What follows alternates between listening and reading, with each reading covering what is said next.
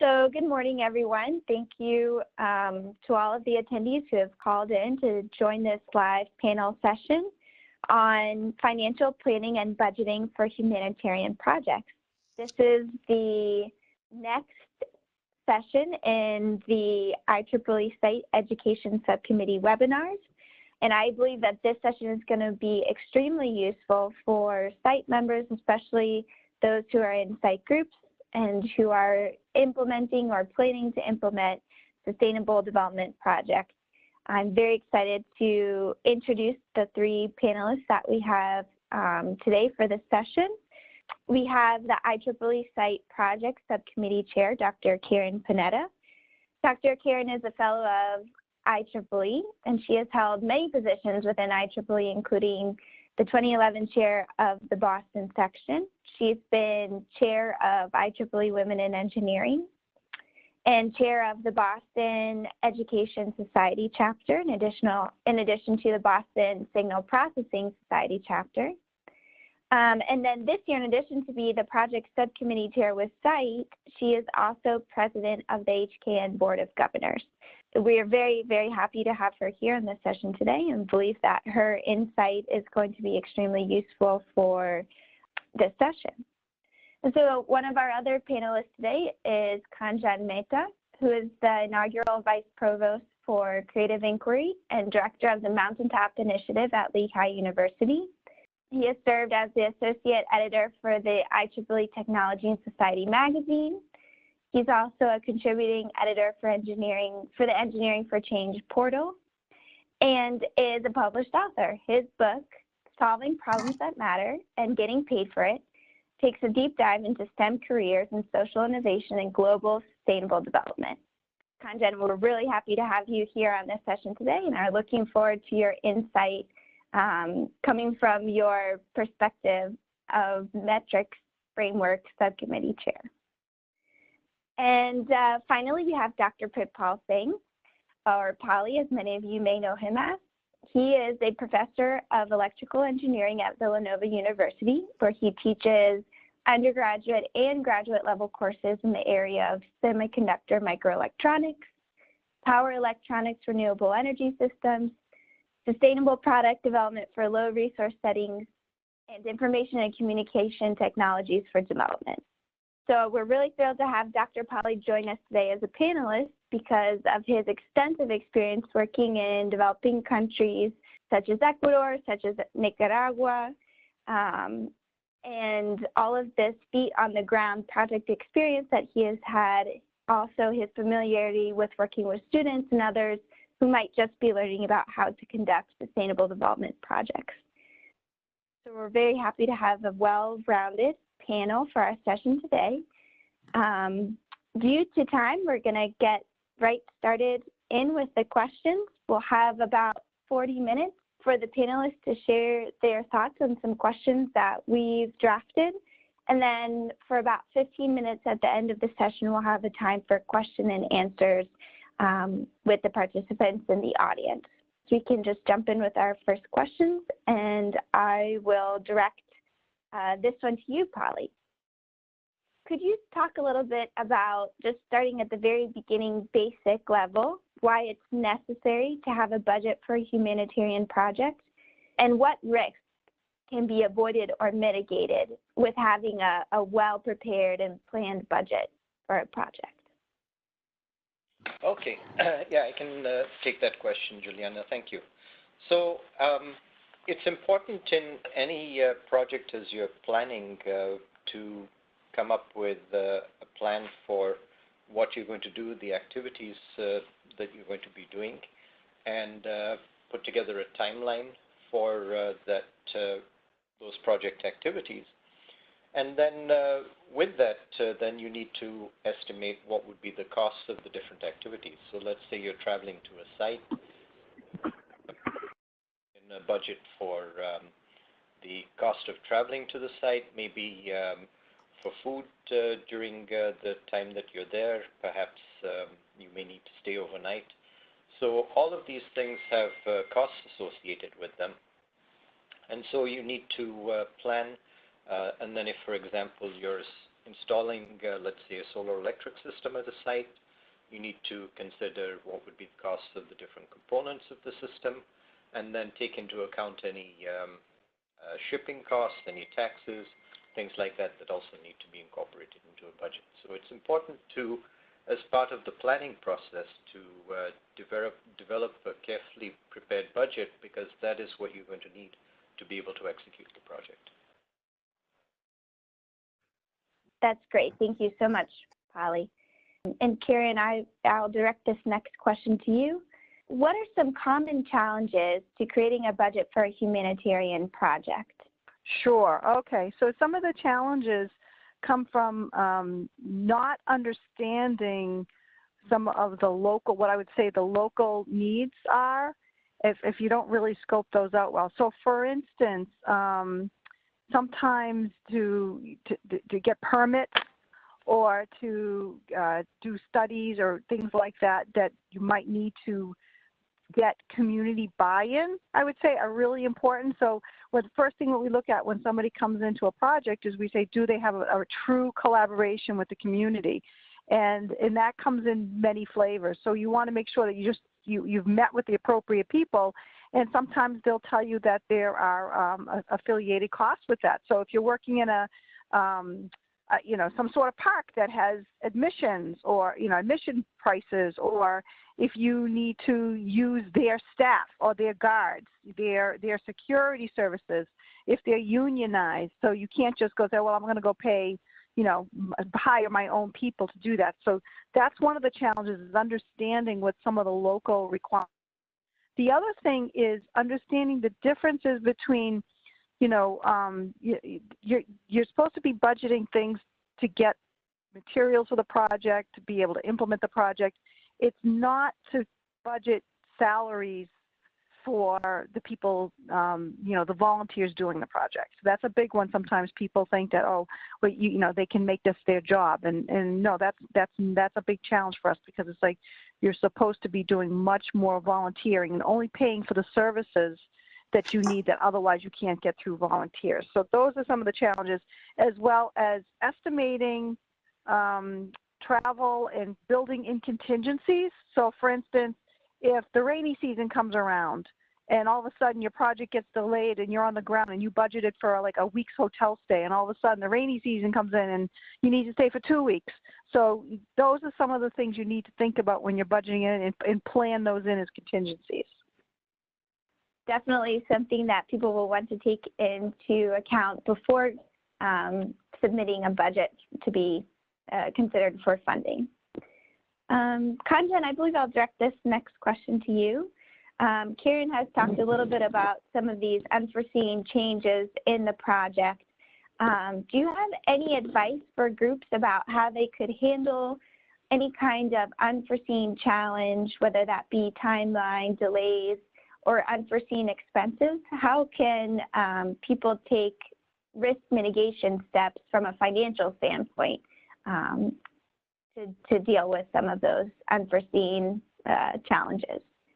Wow, I think I can answer that question from two perspectives. First is as somebody who writes a lot of funding proposals, projects and settings that are pretty chaotic, right? When you're working in a developing country context, there are just so many things that could just crop up, and that's where having broader categories is very helpful. The other strategy that I've used successfully is first of all, a core principle of engagement would be equity, right? You want equity from and equity between all the stakeholders. So you want to have the site chapter, the communities that you're working with, other stakeholders come together and say, what are we trying to accomplish? What do we get out of this? And one approach then would be to take some of the costs that would be highly variable, and make that have that equity, have those costs be covered by the other stakeholders, so that the budget for the HSE or site project is somewhat more dependable, and there are fewer vulnerabilities in that budget. So that, I think, is one approach. Is are extremely common, and I would like to think that the IEEE site understands that really well. Things never ever go as planned, and you have to be ready to pivot. And I'd like to say that and think that if there is a reasonable amount of change that is happening, then explaining that and coming back to site would be a valid approach. Great, thank you. And maybe this question I'll offer to the whole panel. I know we've already touched on some of these elements, but what are things that people might forget to include in their project budget, but are really essential to the budget, very, very important to include? So one thing I would submit is understanding the actual costs of components in country, particularly if you're bringing them in from outside. So there'll be some shipping costs, there may be import duties, and so those are certainly ones that need to be accounted for.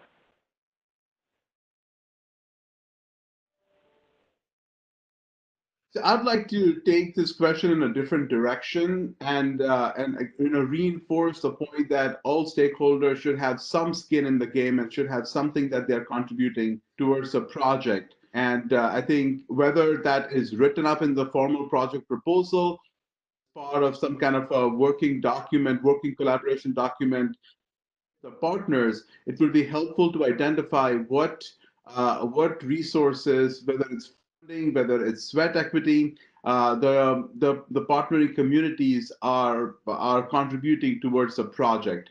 And I would kind of make that clear from the get-go. The budget for the entire project should certainly be much larger than what is being submitted to and paid for by site or HAC.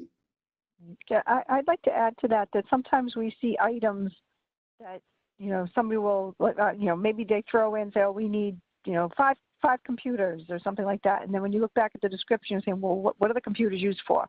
So justifying what you're going to use things for. So if you're going to, it should tie back to where in the project is this actually going to be used. And the other big questionable thing sometimes our committees struggle with is when we see travel costs for, or somebody, the discrepancy between someone who's running a business and who is key personnel on the budget for the site project. So it looks like, are we funding a business or are we funding a volunteer project? And that's usually comes up, and we ask a lot of questions when we see that type of thing.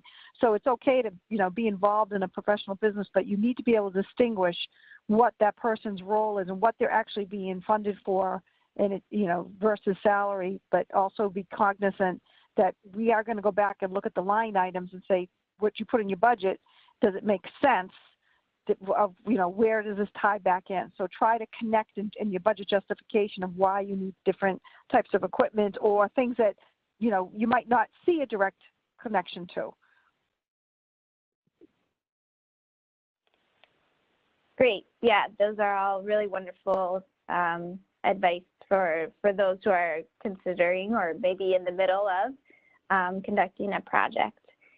Kanjan, I'd like this next question to go to you as the Metrics Framework Subcommittee Chair.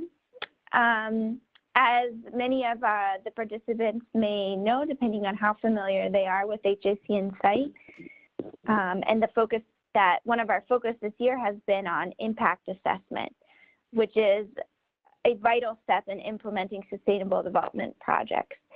How can groups set themselves up for success financially, at least when it comes to determining what they have accomplished? Sure. So this is not something I can answer in 2 minutes, but I would like to point our audience to probably 3 different webinars on this topic that have happened in the past. There was one that I did on sustainable operating models for site projects a few weeks back. There was one that Dr. Ku McMahon from USA did a few months back.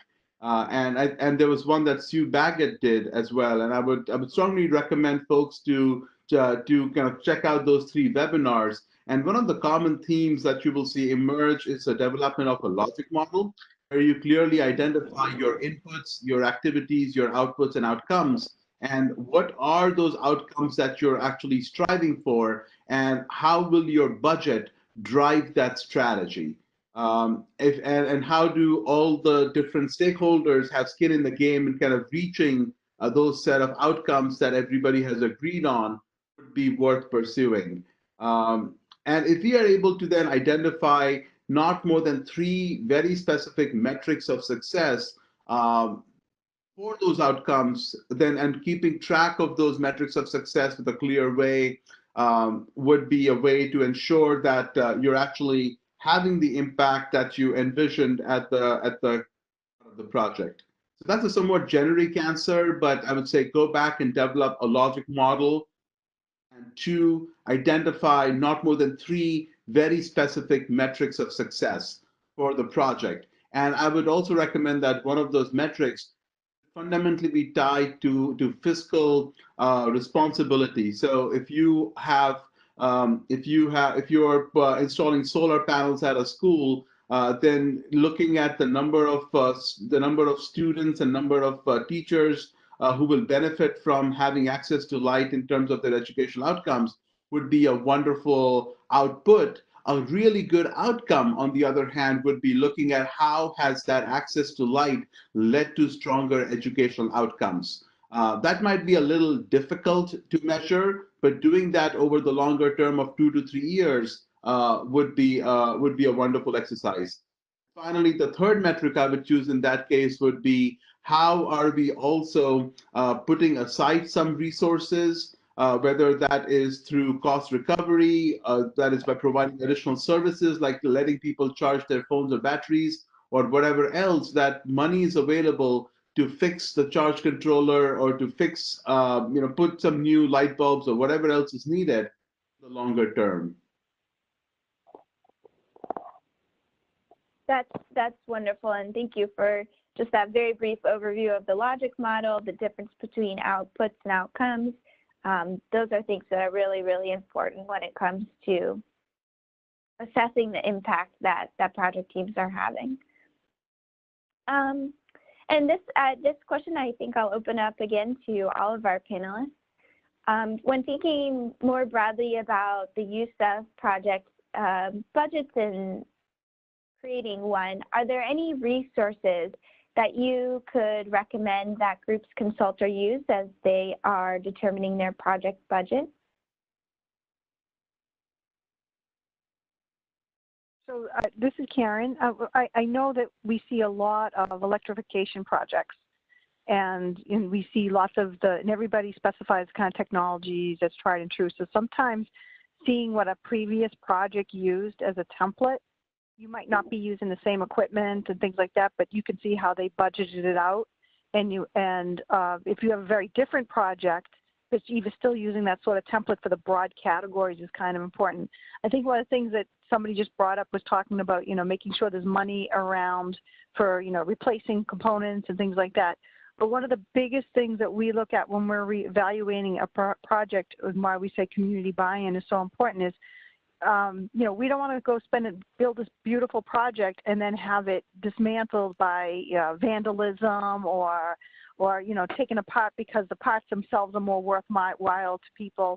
So I think that, or have them be broken and not have the capability to repair it. So we look at what I would say is, how do you budget in for sustainability, even if you're not there anymore? How will the project continue, and what kind of community buy-in and support will they get? Resource-wise, that's another way to look at it. When you look at other proposals, to see how did they build that in, and I think that's why it's important to look at previous ones as well. The other thing sometimes is to actually contact, vendors. Sometimes if you're speccing out a system, they might say, oh, we have this worksheet, to help you figure out, oh, based on how much power, how much area, and they give you these great templates for you to really figure out, okay, if I'm going to electrify 5 houses, and this is how much power I need in each one and how kind of devices. They even okay, do they have microwaves? Do they have refrigerators? It actually will almost be like a program that you just plug and play the typical type of usage, and then you get a more accurate reading, and it'll even spit out the parts list you need for that vendor. So, you know, when you go and you purchase these components or you're looking at which vendors, ask them if they have templates, worksheets to help you figure out what you need. And the product services for each of these people also, sometimes they'll do it for you, which is really cool. So consider that when you're investigating vendors, because they want to make money too.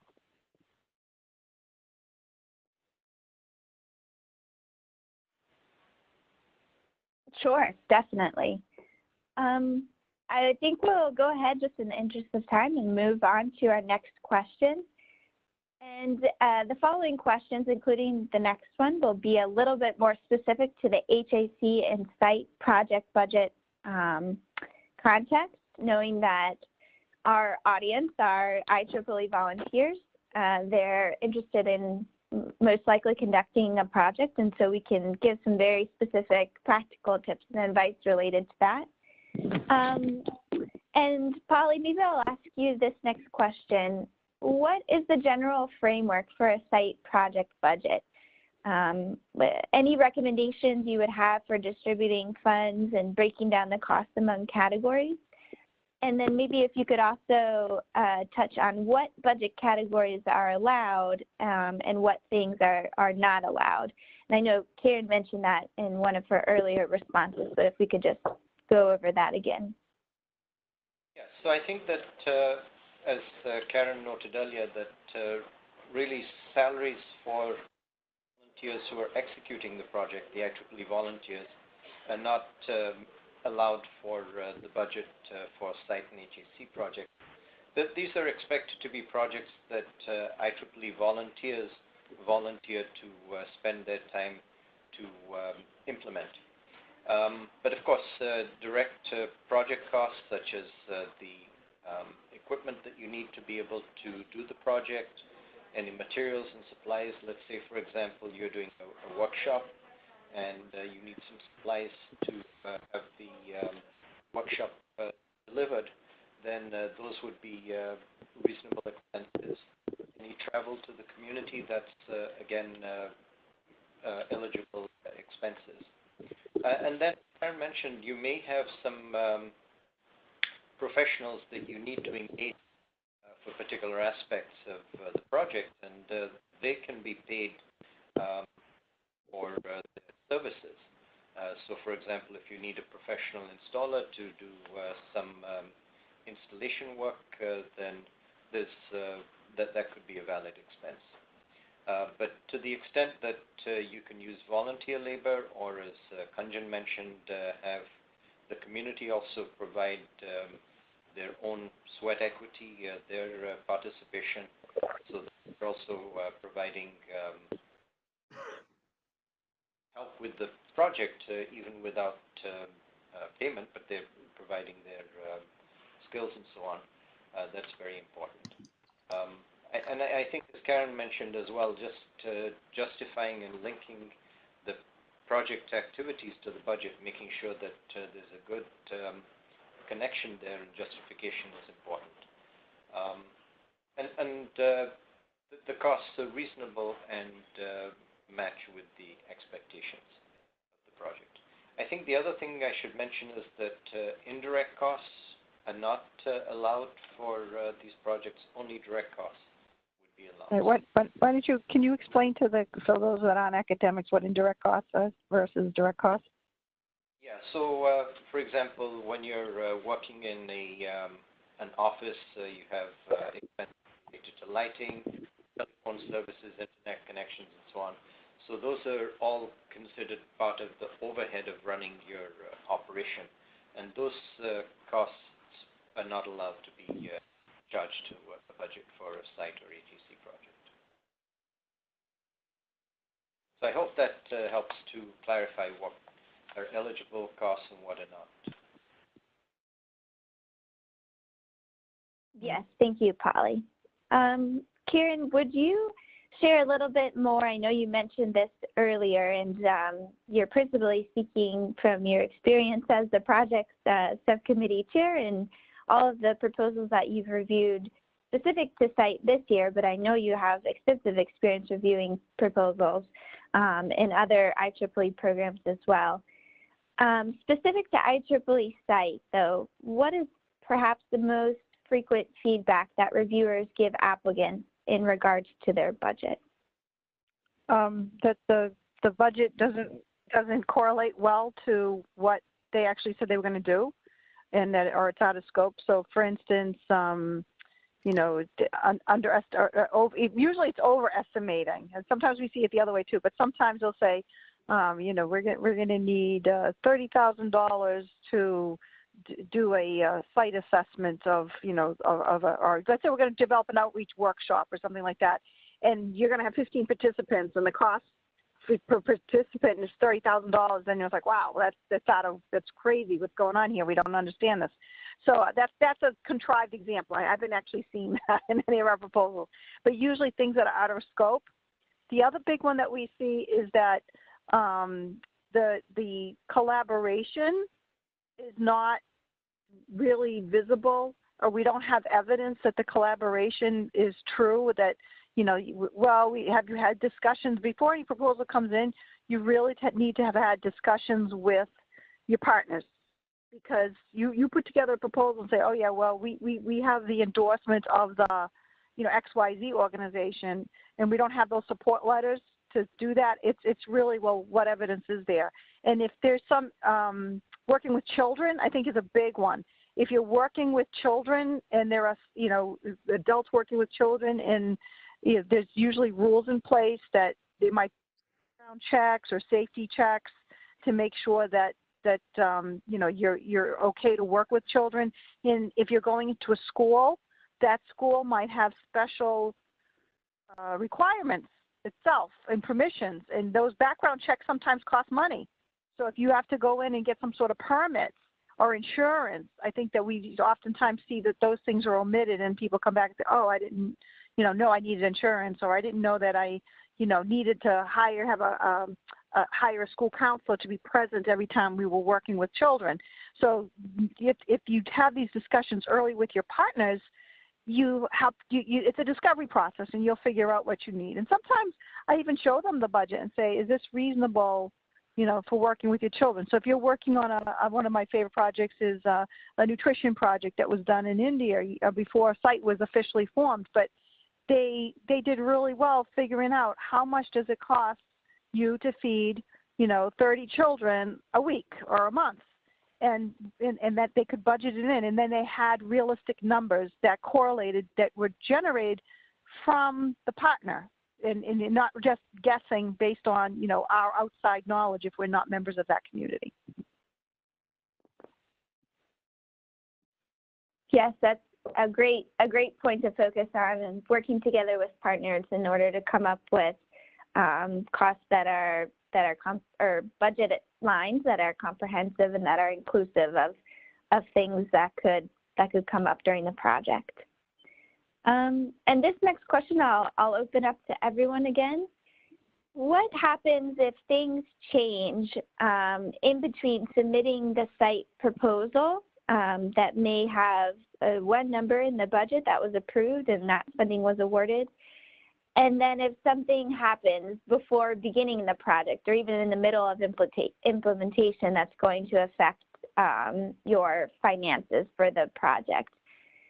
In an IEEE context, what would you recommend that groups do in that situation?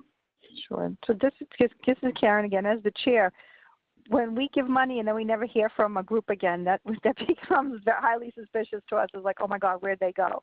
And if the groups that stay in contact with us and, you know, are open and transparent with us, we go above and beyond to support them. And, you know, I usually say this to students. I say, you know, if something's going wrong, you have a deadline on an assignment, you don't wait. You know, you got a year to do it. You don't wait, or you have a job. You don't wait the day before the assignment's due to say, oh, by the way, you know, we hit this snag and we didn't even get the project started.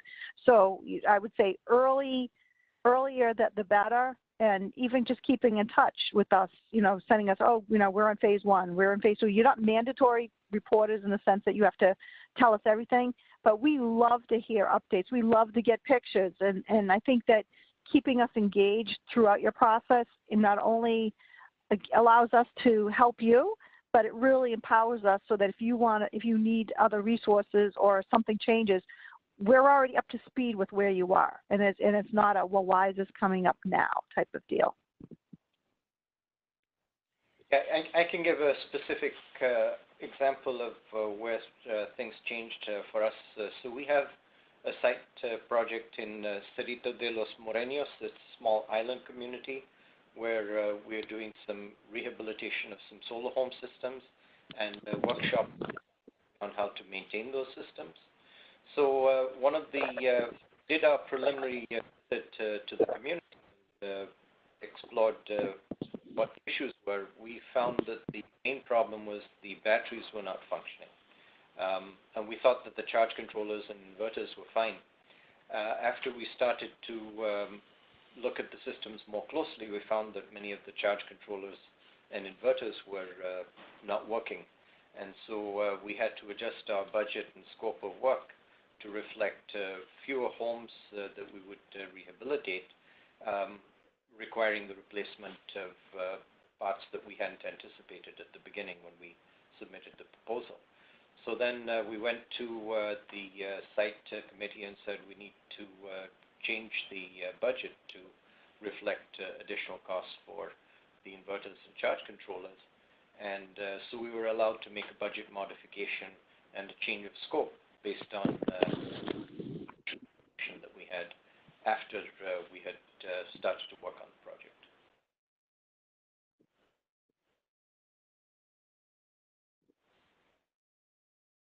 That's a great example. Thank you, Polly, for sharing that. And I think, like Kanchan said, it just something to take into consideration at the beginning is that things will never go exactly according to plan. And so having a budget with some of the elements that have been discussed today can help mitigate some of those challenges in submitting or implementing a project and what happens if something changes right in the middle of that. So I know we've, yes, please go ahead. Add that what Karen said is important, that, you know, the site group wants to see these projects be a success. And so they're very supportive of making any adjustments that need to be made. And, you know, it's not unusual, as Kanchan mentioned, for projects to change as you're developing them in the field. So, you know, the site committee is very helpful and responsive in terms of adjusting parameters as you develop the project in the field.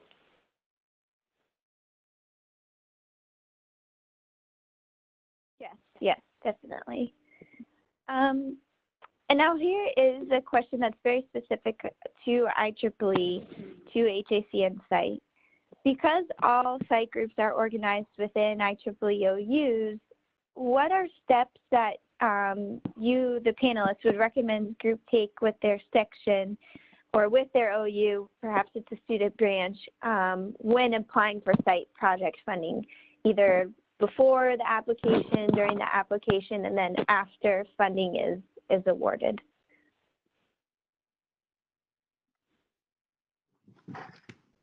It is very important to coordinate with the section because the funds are typically transferred to a section or you know, local organizational unit.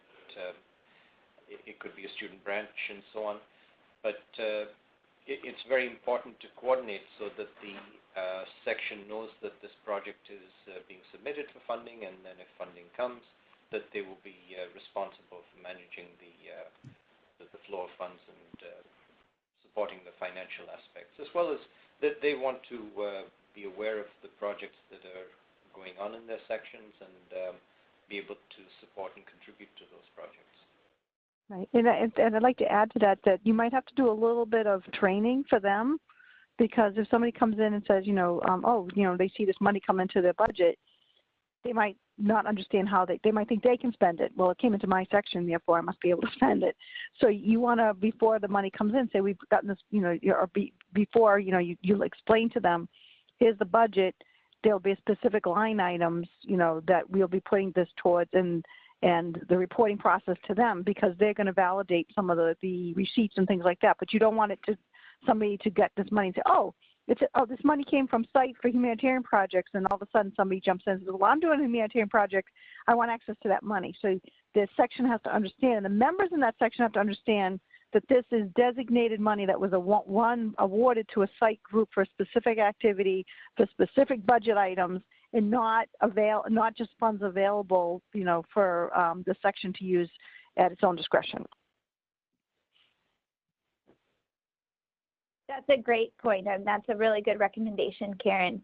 And one thing that I would just add from past experience with transferring funds is that we also strongly recommend that you check with your section chair or treasurer about any fees or charges on funds transferred, because you'll definitely want to include that in your budget ahead of time. These are usually fees that the section itself is charged depending on how IEEE is registered in that country. So this, I don't believe, is necessarily applicable in the United States, but again, just something that we would strongly recommend, and it goes along with that recommendation to start coordination as early as possible with the section as soon as you're thinking about applying for funding.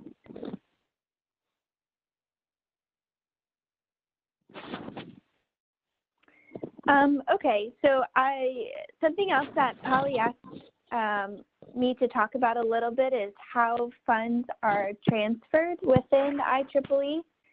And I can just give a very brief, don't want to provide overwhelming details, but definitely want to cover some of the steps between after a site group receives the news that their project is going to be funding, and how are those funds actually transferred to the IEEE OU, who is acting as the fiscal intermediary for those funds. So essentially, all funds originate in IEEE's New Jersey offices in the HAC and site accounts here in New Jersey. And then once the section chair or treasurer acknowledges that funds for a project may be transferred to their account, the first step that the staff team does is to draft those award documents. For those of you who have been project leads, you'll be familiar with these. Essentially, they include the terms of the funding, the reporting requirements, and the schedule for when interim reports and final reports are due. We also include IEEE's IP policy and a couple other details on what conducting a site project is all about. And so then the project lead will sign those award documents, and that will allow us as staff members to submit a transfer of funds. So those funds would then be moved to the section's custody account or local bank account. Not necessarily just in the U.S., this would apply for the majority of the sections, the IEEE OU sections. And then if needed, the section can then transfer those funds from the custody account to their local account. And another note here that is important to mention is that there may be limits on how much a section can transfer or spend each month. They may have transfer or spending limits placed. I believe a lot of our sections based outside of the U.S. Have these limits. And so this is something else that you'll definitely want to check with your section leadership when you are notified that you've been awarded funding, because it could affect your timeline on how soon the section is going to be able to disperse those funds to you and your project team. And that's really the last step. Then once the funds are in the section's account, they can be dispersed to the project team lead. So we definitely recommend adding in either 2 weeks to 1 month to your project timeline in order to allow for these transfers. For sections that are in India, those are handled a little bit differently in that IEEE makes one transfer per month to the IEEE India office. And then from there, they're dispersed to the appropriate section. So depending on when your project is notified of the funding award, you could have to wait until the beginning of or you would always have to wait until the beginning of the next month in order for those funds just to reach the India offices. So we would recommend that project teams build in some time to allow for funds to reach you and your team members. Okay, so this time I believe we can now transfer over to the question and answer section of the webinar. And I'm just go ahead and please for our attendees, you can go ahead and write your questions either in the chat box or in the question and answer section. I'll go ahead and review all of those for you. Okay, so we do have one question submitted so far, which says, can you talk about the generalized steps to plan and budget for a project? Our student branch is new to this, just site in general.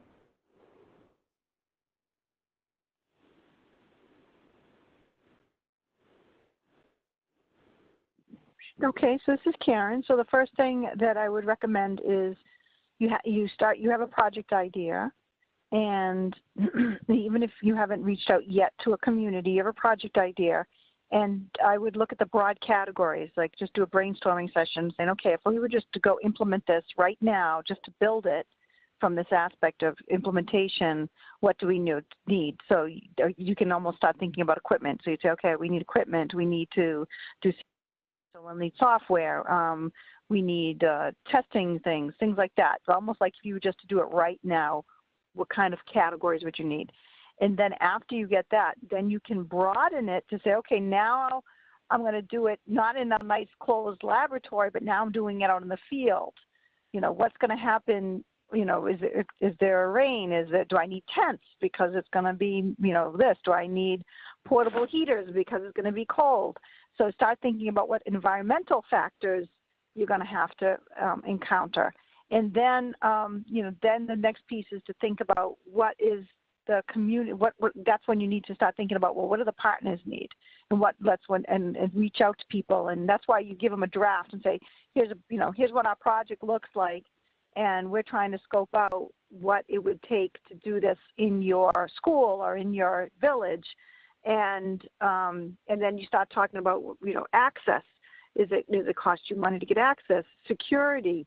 If you're going into places where you need security or a driver because you don't know the remote area and you don't want to fall off a cliff because the roads are hazardous, you know, things like that. So that's when the community comes in. So I would look at it in 3 phases. One, just if I was to build this device or, you know, the prototype system in the lab today, what would it cost? The next piece is, okay, in the now put it out in an environment. What environmental factors or in the field aspects are added. And then the third piece is, okay, now let's go back to the community and figure out what kind of things the community has. So that way you've got evolutions of it, or I would say different design iterations of your budget, and you can refine it as you go along. That's the broadest way to start.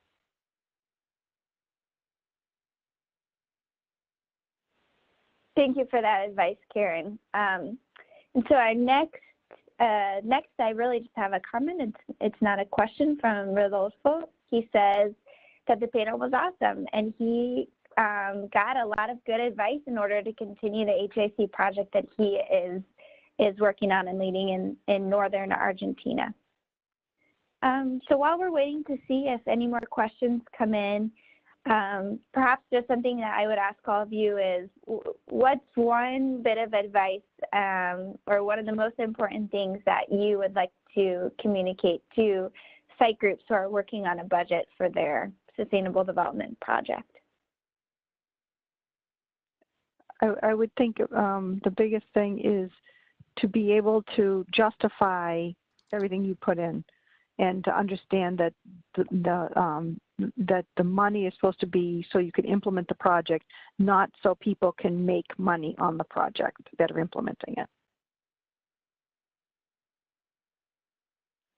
Yeah, I would say making sure, as has been mentioned a couple of times, that there's a longer-term sustainability plan.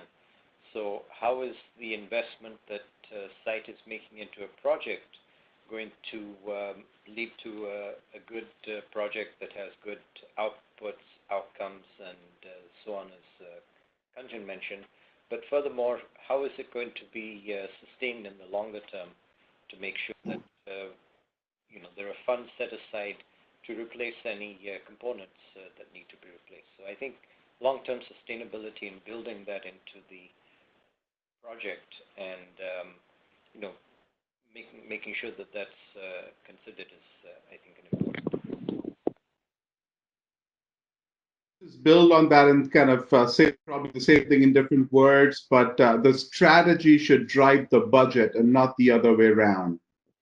It should not be to have the budget that drives the strategy that, okay, let's get the money and do something with it, as opposed to here's the higher sustainable equilibrium that we are trying to reach, here are the longer term outcomes, and how do we now get resources, including financial resources from various entities, including site, to get to that beautiful set of outcomes. Great. So it looks like those are all the questions that have been submitted. And I believe that concludes our session for today. Thank you so much to all of our panelists for joining and for sharing your very insightful notes and tips and advice on how to construct a budget. I know that this is going to be a very valuable session that we'll continue to refer back to when groups come to us with questions about their budgets. And thank you to all the participants who joined in for today's webinar as well.